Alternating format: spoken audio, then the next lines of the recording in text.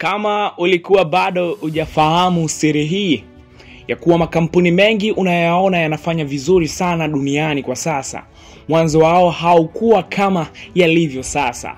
Mengi yao yalianza kama kitu kingine na baadaye yakaja kubadilishwa kufikia hatua yaliyofikia leo hii.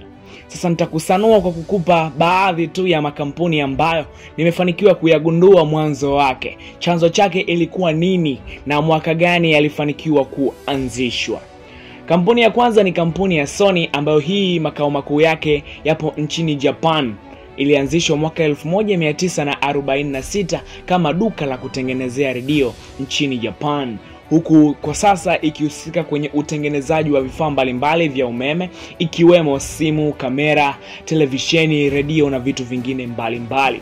Kampuni ya pili ni kampuni ya Samsung, ambayo hii inapatikana huko Korea Kusini, ambayo ilianzishwa mwaka 1969, huku ilianzishwa kama duka la kuuzia mboga huko nchini Korea ya Kusini.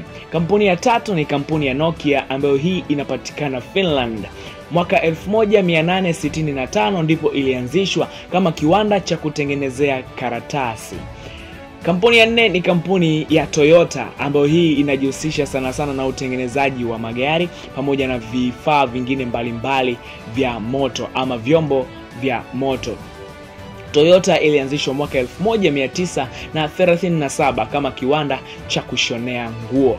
Ya tano ni kampuni ama mtandao wa YouTube wa Marekani, ambao huu ulianzishwa mwaka 2005 kama tovuti ya kutafutia wachumba online ama kutafutia wenza ama wapenzi mitandaoni. Kampuni ya sita ni kampuni ya Lamborghini, ambayo hii inajihusisha na utengenezaji wa magari pamoja na vyombo mbalimbali vya moto. Hii ni ya huko Italy, ilianzishwa mwaka 1963 kama kiwanda cha kuundia matrekta haya yanayotumika kwa ajili ya kilimo.